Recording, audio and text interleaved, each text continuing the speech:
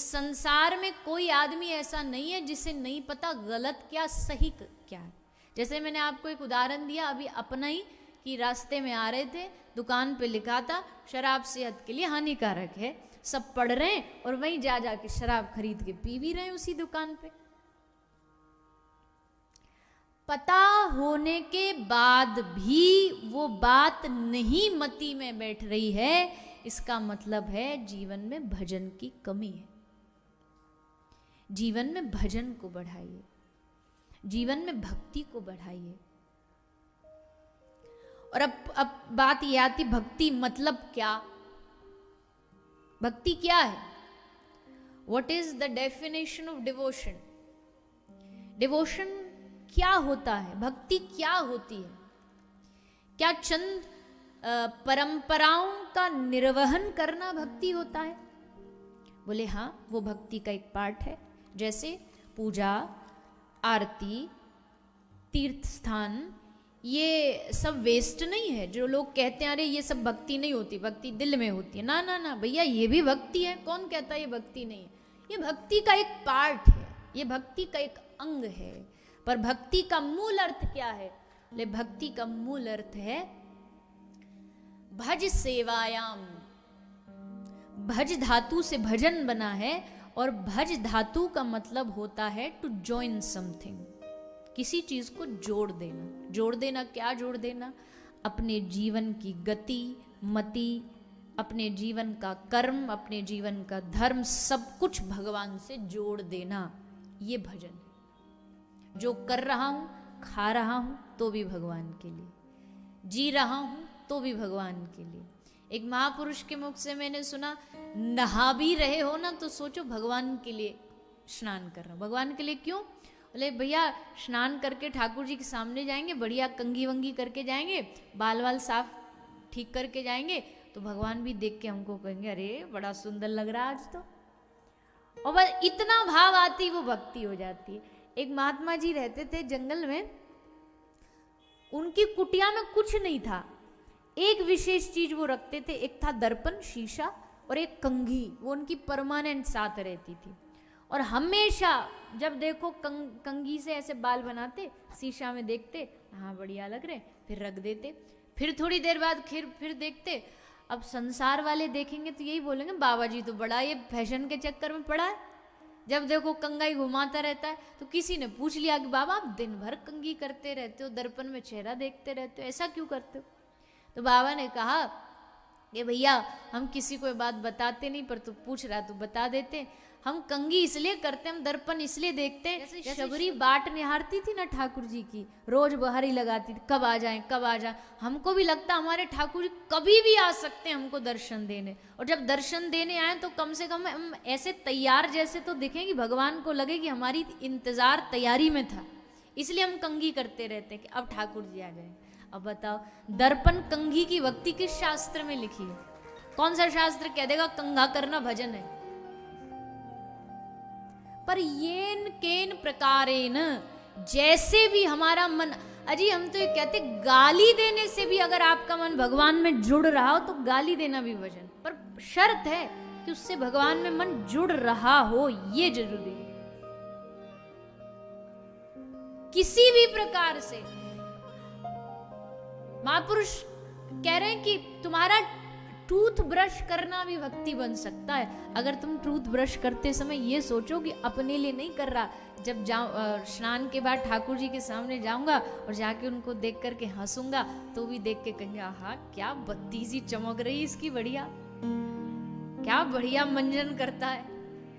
तो उस ये भाव लाते ही वो ब्रश करना भी भक्ति हो जाएगी। कितनी बड़ी बात कह दी महापुरुषों ने। तुमको कुछ बदलना ही नहीं अपने जीवन में, बस भाव बदलना है कि ये सब मेरे प्रभु के लिए। यही भजन है, यही साधना, यही जप है, यही तप है। और भैया इस भक्ति बिना जीवन जीवन है ही नहीं। जरी जाओ सो जान की नाथ बिना, जो जिए जग में तुम रो बिन होए। गोस्वामी जी कह रहे हैं, जरी जाओ सो जान की नाथ बिना। मैं जर जाऊं, मैं मर जाऊं, अगर मैं इस दुनिया में जीऊं जग में तुम रो बिन हो। अगर तुम्हारे बिना होकर के मैं जिया तो क्या जिया।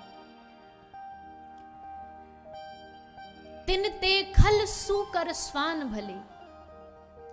अगर हम आपके हो करके न जिए तो इससे अच्छा, तो हमसे अच्छा तो पशु है।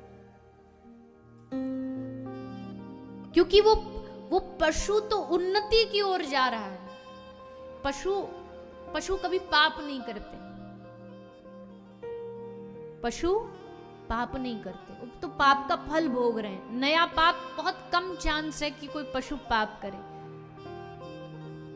गाय क्या ही पाप कर लेगी बताओ। चारा खाएगी, अपने बाल बच्चों के साथ रहेगी, सुबह खाएगी, सोएगी, जगेगी, क्या पाप कर लेगी। किसका धन छीन लेगी, किसका धन हड़प लेगी। पाप का खतरा तो इस 84 लाख योनियों में बस मनुष्य का ही है। इसकी गारंटी नहीं इसकी कब बुद्धि बिगड़ जाए। शेर क्या पाप कर लेगा। बोले शेर तो रोज पाप करता है, जीवों को मार मार के खाता। आप तो कहते जीव हत्या पाप है। शेर किसी को मारे भी तो वो उसका पाप नहीं है, वो उसका कर्म है। भगवान ने उसको ऐसा बनाया है। लाख हत्या करे शेर, उसको पाप नहीं लगेगा, पर मनुष्य करेगा तो पाप लगेगा। तो पशु तो हर रोज उन्नति की ओर जा रहा है, उनके तो पाप नष्ट हो रहे हैं, पाप बन नहीं रहे उनसे नए कुछ, लेकिन हमसे हर रोज बनते हैं।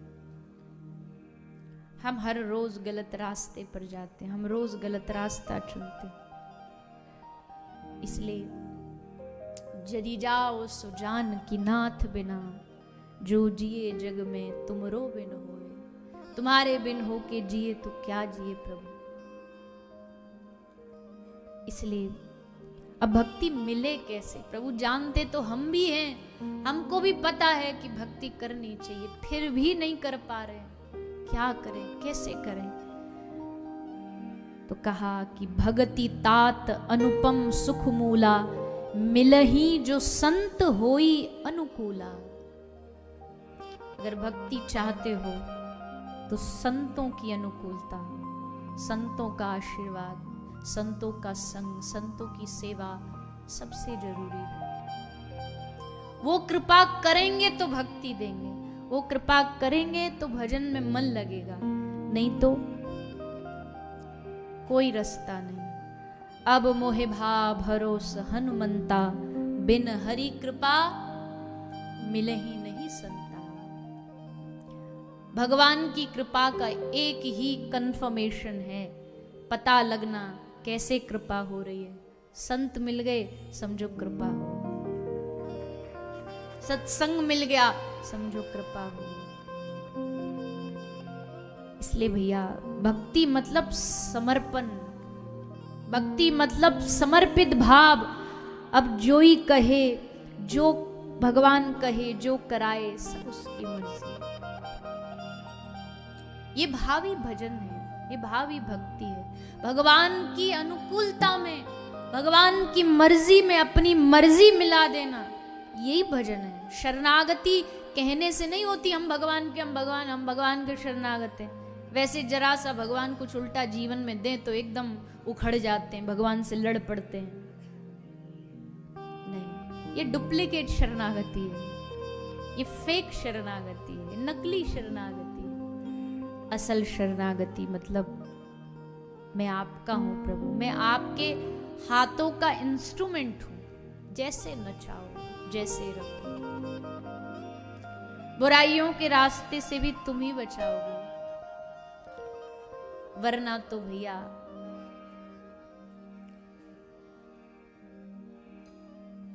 माया का चक्कर चल रहा है, सब उसमें पिस रहे हैं, हम भी पिसते चले जाएंगे और